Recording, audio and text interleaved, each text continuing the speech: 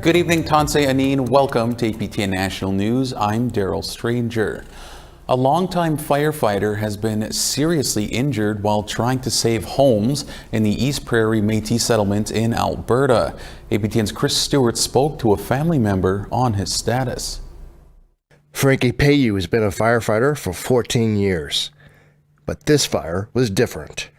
It made its way onto the East Prairie Métis settlement, and he defended his home and family against it when it got too close. He told his pregnant girlfriend Melody to take their 3 kids to safety. Their youngest, a 7-month-old, was still recovering from kidney surgery 3 days prior. Frankie stayed to fight the fire. Jessica Superno is Melody's cousin. Frankie had done everything that he could to try to save their house by cat guarding it and spraying his house down. And in that time, he went over to help another house, and within that 15 minutes, their house had burned. After hearing their house burned down, Jessica started a GoFundMe for Frankie and his family. On May 14th, Frankie was cutting down a burned tree when it crashed down on his head and shoulders. He was taken to hospital and later airlifted to the University Hospital in Edmonton. His injuries were extensive. He remains in a coma. He had liver and kidney damage, broken ribs, and they were waiting for a spinal surgeon to come and see how bad his C7 in his spine was, how badly fractured it was. That makes the GoFundMe even more important. More bills are expected. Jessica says donations and prayers are helping, but they are far from their goal. They've lost everything. They have nothing left. So they lost their home that they owned, and that's gonna take quite a bit, and just being able to raise their family is gonna take quite a bit. Chris Stewart, APTN National News, Edmonton. Well, the wildfires are having devastating impacts on some First Nations communities in Western Canada. Smoke and low visibility are making it difficult for fire crews to battle the fires. APTN's Lee Wilson reports. On Sunday in the Northwest Territories, evacuation orders were issued for the town of Hay River and Katlodachi First Nation due to a wildfire in the area. The orders impacted over 3,500 residents in both communities. KFN members were bused or drove to an evacuation center in Yellowknife 5 hours away. A social media post by the First Nation said everybody was evacuated from the community. Fires devastated Katlodachi. According to NWT fire authorities, approximately 15 buildings in the First Nation were damaged by yesterday. Crews that were battling the fire had to pull out due to dangerous conditions from smoke and low visibility. Air tanker groups remain active. In British Columbia, there are 63 active wildfires, according to BC Wildfire Service. Prince George Fire Centre is where most of the fires are burning. The area spans from central to northeastern BC. 41 fires are burning while facing severe drought conditions. The Stoddart Creek wildfire is now 1,200 hectares after being detected this weekend. Yesterday, Doig River and Blueberry River First Nations faced evacuation orders. The city of Fort St. John was issued an evacuation alert. According to BC Wildfire Service, fire crews pulled back from fighting fires at Stoddart Creek and Red Creek due to smoke and poor visibility. Lee Wilson, APTN National News, Kitimat. Dramatic pictures and videos are coming out of northern Saskatchewan, where fires have led to an urgent evacuation of one community last night. The mayor of Buffalo Narrows says the community is surrounded by wildfires and they've been without power for 2 days. Leanne Sanders has the story. These are scenes from the battle that the McCullum family fought last night, trying to save their cabin from a raging fire. The dramatic photos show how close the fire came, but miraculously, they managed to save it, with a picture from a flyover today showing the dwelling still standing. Sandy Erickson is the mayor of Buffalo Narrows and says others have not been so lucky, and some cabins have been lost.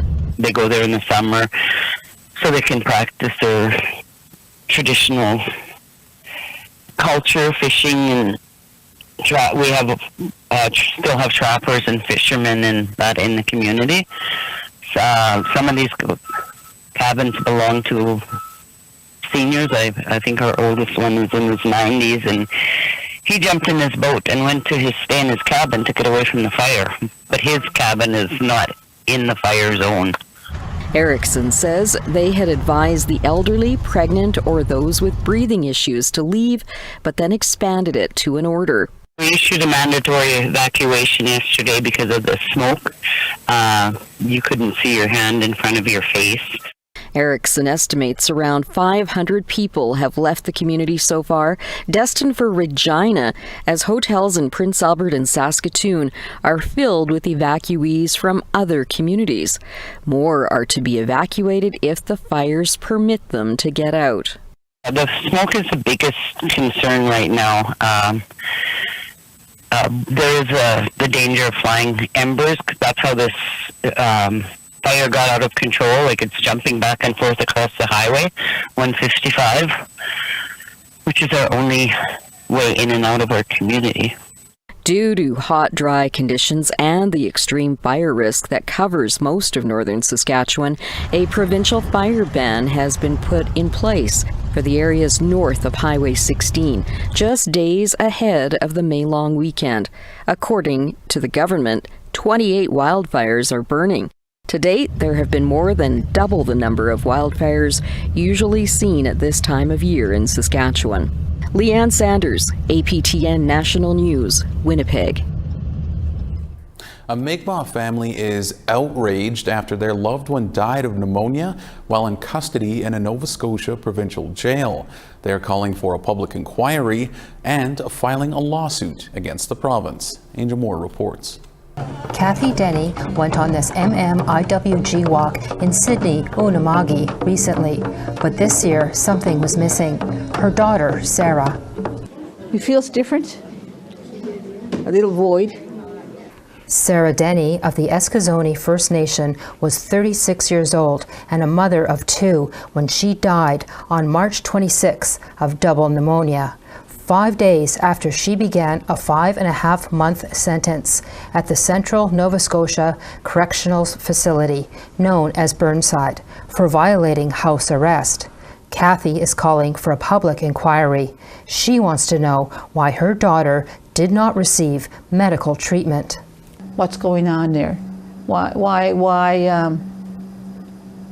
did my daughter die? What needs to be improved in their services? Sarah was staying at her mom's house under house arrest for 6 months for an assault conviction.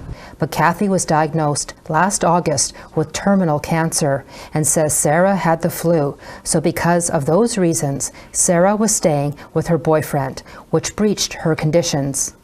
She wanted to change her address to over there, but her probation officer didn't let her. But she kept getting sick, and she was afraid to get me sick. Kathy says when police arrested Sarah on Sunday, March 19th, she told them Sarah was sick. She might have COVID, or she might be septic. She needs to see a doctor. And the officer told me, okay, we'll take care of that. The last time Kathy spoke to her daughter was on Tuesday, March 21st, when Sarah called from Burnside. Did you see the doctor yet? And she goes, no, not yet. On Sunday, March 26, police came to Kathy's house. They knocked on the door and said, what's going on? Sarah died.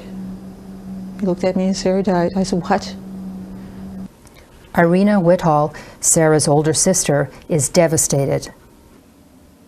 No one should be burying their little sister.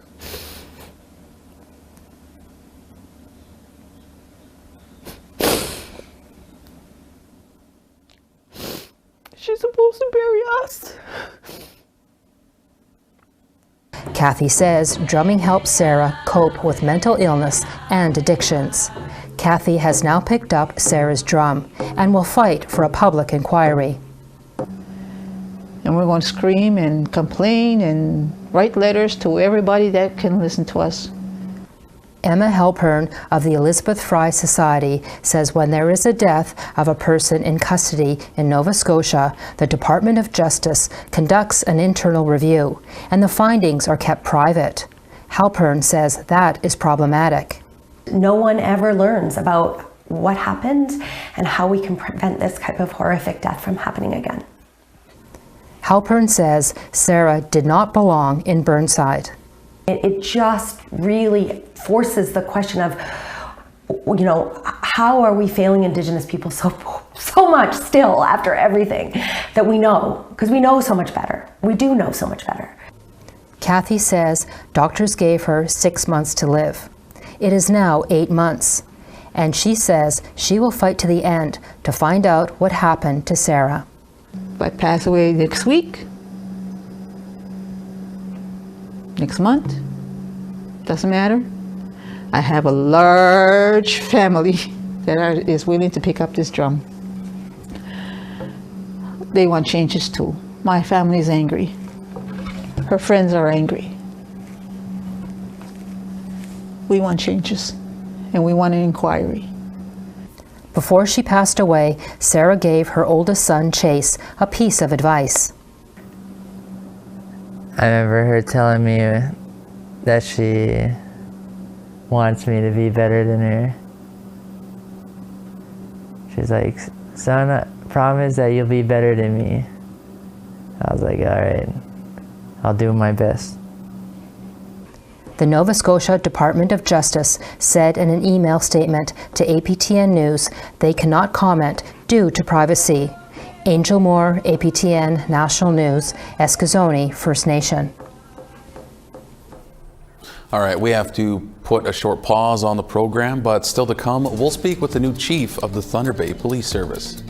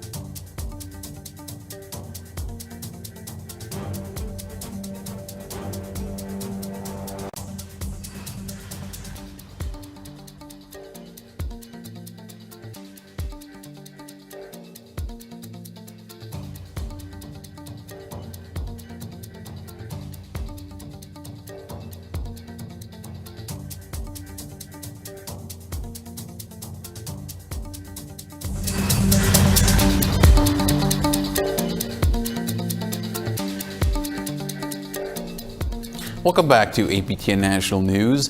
The Trudeau government is moving ahead on promised changes to Canada's bail system.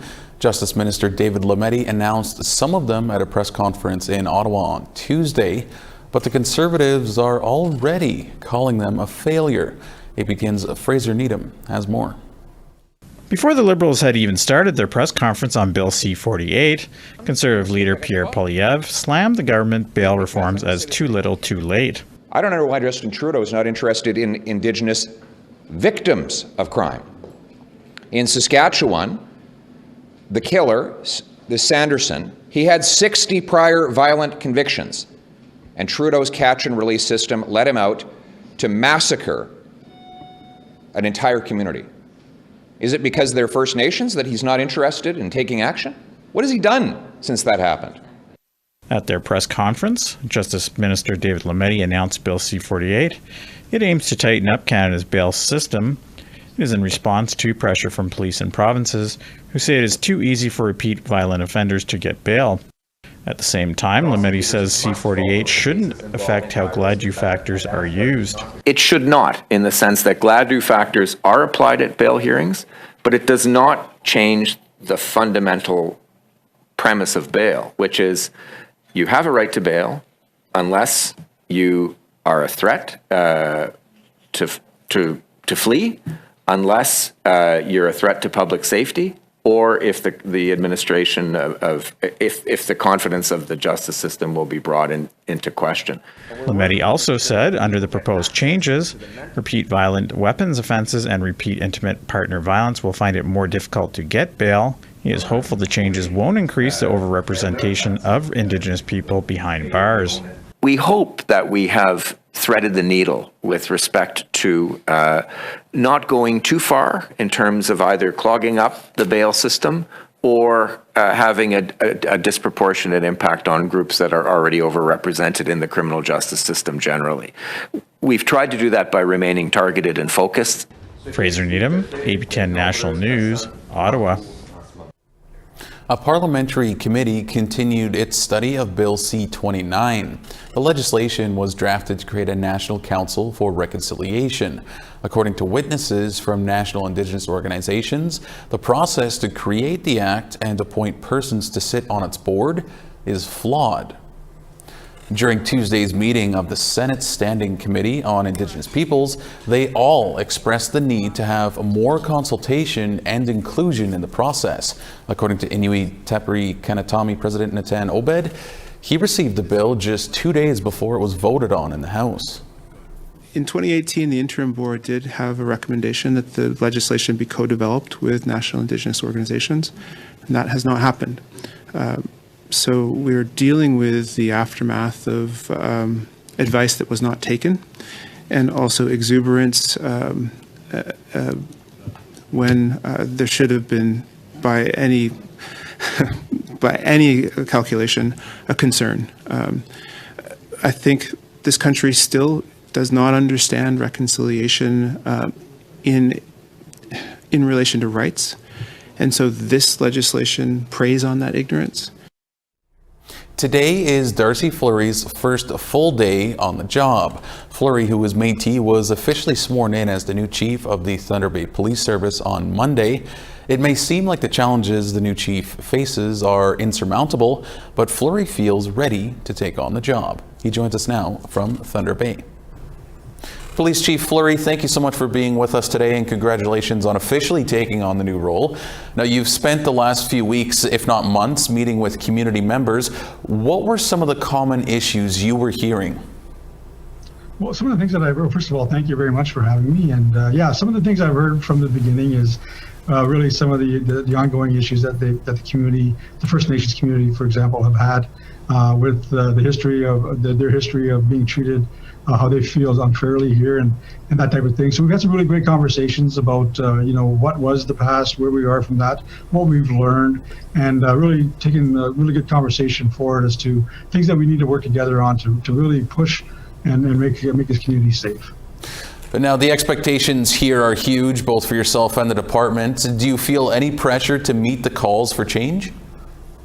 Not really. No, I don't really feel much pressure. I believe that the approach that we're taking is including everybody in the programming that we have in place, or plan that we do have planned as we go forward in providing service to the community. So I don't really feel a lot of pressure that way, because I believe that working with the community is the best way to go and really have their input and approach and buy into what we want to do. So I think that's something that I have a bit of a background in and I feel confident in. So I'm really think that that's going to be something that's not going to cause much grief, and really will help all the community as we push forward new changes in the way we approach things in the department. Now, Police Chief Fleury, are there any changes to the way the service operates that you're eyeing right now in the short term? A couple of things. I know that we've already done a few things already as far as equity and diversity and inclusion. I'd like to also maybe have a program where we have an advisory committee to the chief and to the organization on that exact piece. Also First Nations advisory, and have them both internally and externally to provide some input as to what we want to do as far as ensuring that some of the issues that we've had in the past, or not necessarily issues, but concerns that have been raised in the past, have been addressed, and that we are really pushing it forward as far as making those changes and having them involved in having a voice in how we do that. And last one for you here. What does a successful and respected Thunder Bay Police Service look like to you? I think that's going to be one of those things that now probably a few months down the road where we start seeing, like, honestly, what I've seen in this department is a lot of good people coming to work every day to do the best they can. And I think what we need to do is have that outreach to the communities to ensure that they see the great work that's being done here, that people really do care, and that we work as partnerships, we work as collectively. There are some social issues, some health issues that we need to address, make sure that we are working well together to put the people that are in harm a different path, so they're not just a justice issue. And I think that will be a success if we do that, and we should let people know that our people are committed to work with those agencies and those groups, and to really achieve that. I think that's going to be a positive for us. All right, we'll have to leave it there. Police Chief Fleury, thank you so much for taking some time for us today. You're welcome. Thank you. All right, we have to step aside one more time. A preview of tonight's Face to Face is next.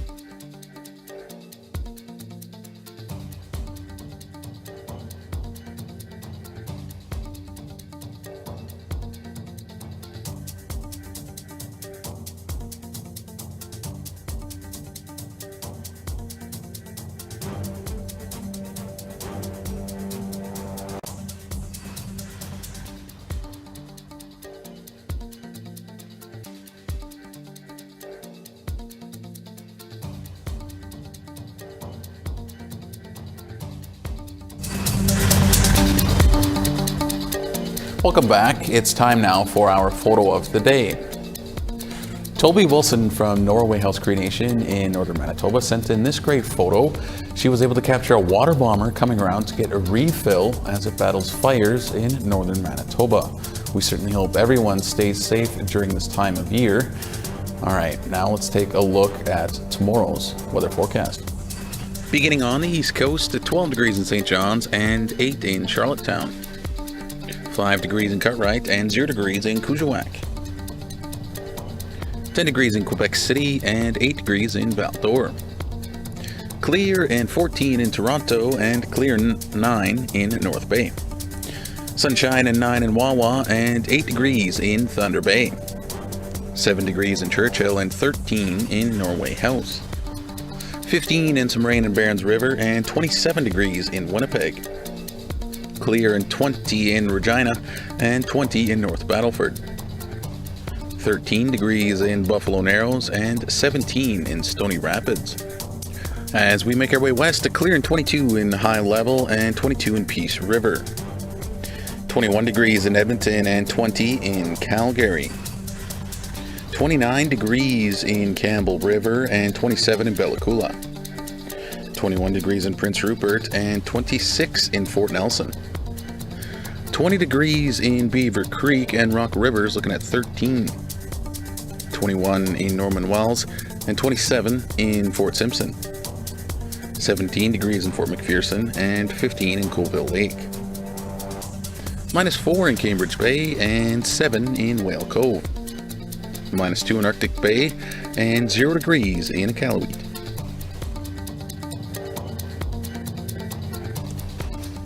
Well, we are just weeks away from the 4th anniversary of the release of the final report by the National Inquiry into Missing and Murdered Indigenous Women and Girls.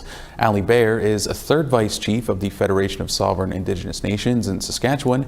She recently called on the Prime Minister to do more. She is Dennis Ward's guest on tonight's new episode of Face to Face. There's a complete lack of implementation of the 231 calls to justice from that inquiry. And it is seen in the statistics, it is seen in the amount of people, Indigenous peoples and women and Two-Spirited, that continue to face violence and harm. Right here in Winnipeg, what's happening in the landfills with the 4 women that were found there. Like, the inquiry is coming on its 4th year anniversary, and we continue to see things getting worse. And you can watch that episode just a few minutes from now, so stick around. That is all we have for you on this May 16th edition of APTN National News. If you missed anything from our show tonight, our website, aptnnews.ca, has you covered.